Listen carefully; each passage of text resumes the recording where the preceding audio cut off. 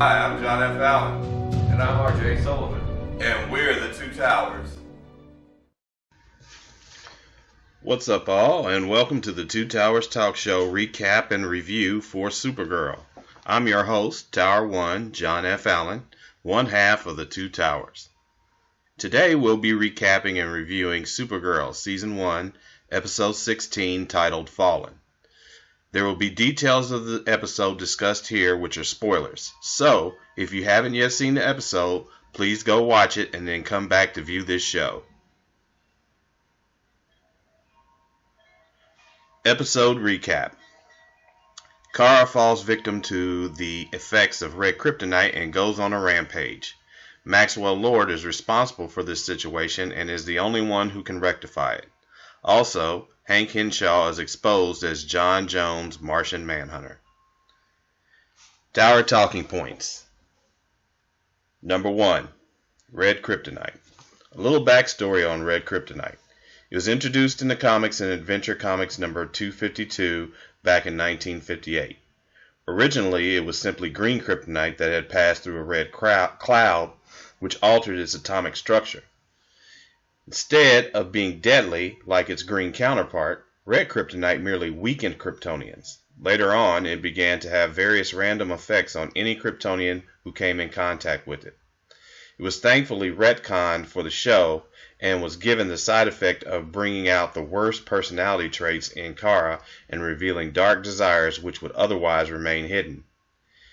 It was a synthetic form of kryptonite inadvertently created and used by Maxwell Lord as a means to defeat Nam. However, it didn't have the desired effect, and we saw Kara grow dark and evil over the course of the episode. She eventually confronts Hank Henshaw about working for him and the DEO, and Alex about her envy of her. She also tossed Cat Grant over a balcony and let her get pretty close to the ground before catching her. The way this episode played out, the effects of the red kryptonite on Kara was a nod to the 1983 film Superman 3, which starred Christopher Reeves as the Man of Steel. Similarly, in that film, Superman found himself exposed to a sort of pseudo-kryptonite created by a genius portrayed by Richard Pryor. This caused him to grow dark and evil, thus forcing him to confront his own inner demons. The film was great to my 13-year-old self, but as I grew older, it grew far less palatable. Although I had to admit that it was kind of cool that they had Supergirl dressed in a dark uniform sitting in a bar and flicking peanuts across the counter into the liquor bottles and breaking them one at a time, just like Reeve did in Superman 3. I like the homage to the Superman movie and the comic book mythos and look forward to more of these in the future. Number 2. Jon Jones Exposed. I had a feeling that this would happen sooner or later, but I just didn't expect it in this episode. However, the stakes were high enough to warrant the exposure, and it made sense to me. Kara has gone on a rampage and used her powers to threaten the citizens of National City. She was about to murder Alex when Hank Henshaw, aka Jon Jones, assumed his Martian Manhunter form and fought Supergirl in front of everyone. Of course, the citizens had their cell phones out and there was plenty of evidence that it had actually occurred. So instead of mind-wiping everyone in the vicinity, given how fast it had happened, I'm sure someone was able to upload the footage from their phones to the internet. Jon surrendered to DEO custody. I'm curious to see how this plays out for the remainder of the season. I guess we'll just have to wait and see. Number 3. Kara gets badass. For as crazy as Kara behaved, she was forcing those around her to take drastic measures to rein her in.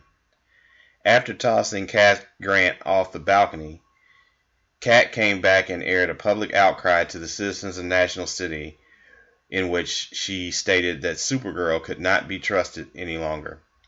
This quickly tarnished Supergirl in the eyes of the citizens, and along with her public display of destruction, struck a chord of fear within them, the aftermath of which will be addressed in the next episode and throughout the remainder of the season, I would imagine. This is a very similar trope to what Superman is dealing with in the Batman vs. Superman movie. It'll be interesting to see which direction the writers take this storyline and how closely it parallels the events in the upcoming film. Another thing that Kara did was expose Siobhan as an insubordinate traitor. Siobhan had confronted Kat with evidence that Supergirl had let a wanted alien escape on purpose and wanted to run the story. However, Kat told her to sit on it for a while, but Siobhan decided to try and leak the story to Perry White instead. She hoped that this would land her a position at the Daily Planet, but Kara got wind of it and exposed her to Kat, who summarily fired her. Publicly humiliated, Siobhan left Catco, and Kara was gloating about her termination. While this action was uncharacteristic of Kara, I personally feel that Siobhan had it coming. The gloating and vindictiveness of her actions were wrong, but Kat had the right to know that her employee had plans to go behind her back at the same time. Number 4. The truth shall set you free. While under the influence of the red kryptonite, Kara brazenly makes her feelings and attraction to James known. He pushes her away, aware that she's not behaving like her normal self, but not before realizing that what he was experiencing was grounded in her true feelings, at least to some degree. Now that the cat is out of the proverbial bag, James told Kara after she had been cured from the red kryptonite's effects and before she was about to profess her feelings to him that he needed some space. Where the relationship goes from here will be an adventure for sure. I just hope that he doesn't go back to Lucy. Please, writers, don't do that to us. Number 5. Maxwell Lord. Maxwell Lord is the villain I love to hate. I think he isn't quite as evil as he was first made out to be. However, I still don't trust him any farther than I could throw him. I picked up that there is a bit of sexual tension between Lord and Alex, which I'm sure the show will explore in the second season at some point. In this episode, he proved useful to the side of right, so we'll have to see. Now we've reached the segment of the show called Pros and Cons. This is where I give you my opinions on the pros and cons of this episode. Starting with pros. I definitely enjoyed the homage to Superman 3 and how we got to see the dark side of Kara. This episode let us get into Kara's head more than usual and see that she isn't quite as perfect as the world at large wants to believe her to be. We also dealt with the fickle nature of mankind and how hope turned to fear in an instant. As I said previously, this is very similar in theme to what's been hinted at with Batman vs. Superman. It will be interesting to see how the show handles this going into Season 2. Cons. I really didn't have very many cons for this episode per se. However, I was baffled by why Jon didn't use his powers more creatively to conceal his true identity. I suppose this will be dealt with sufficiently in the upcoming episodes, starting with the next episode titled Manhunter.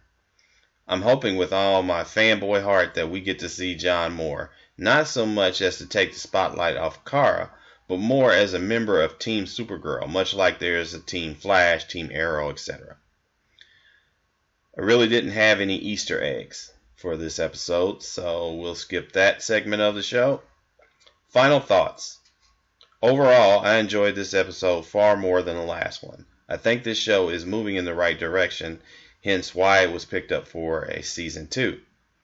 I think that this show is going to develop and it's also going to introduce us to more characters within the DC universe.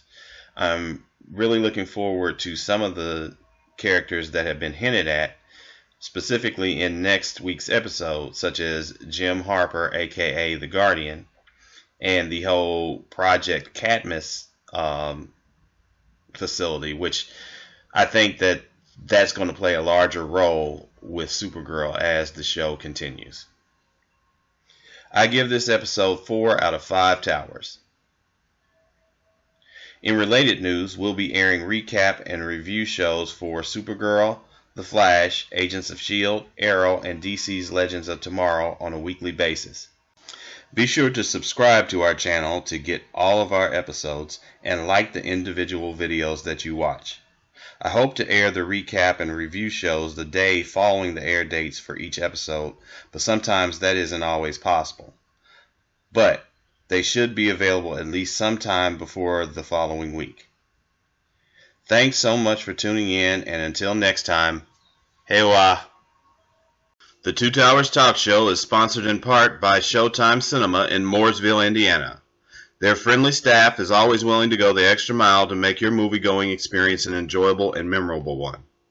Enjoy the comfort of their new cushioned seating in their spacious auditoriums, and while you're there, be sure to stop by the concession stand and purchase some popcorn where real butter topping is an option.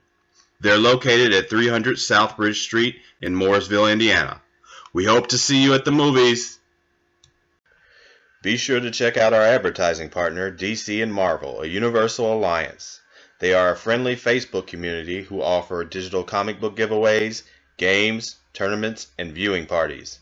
Follow the link below and give them a look. You'll be glad you did.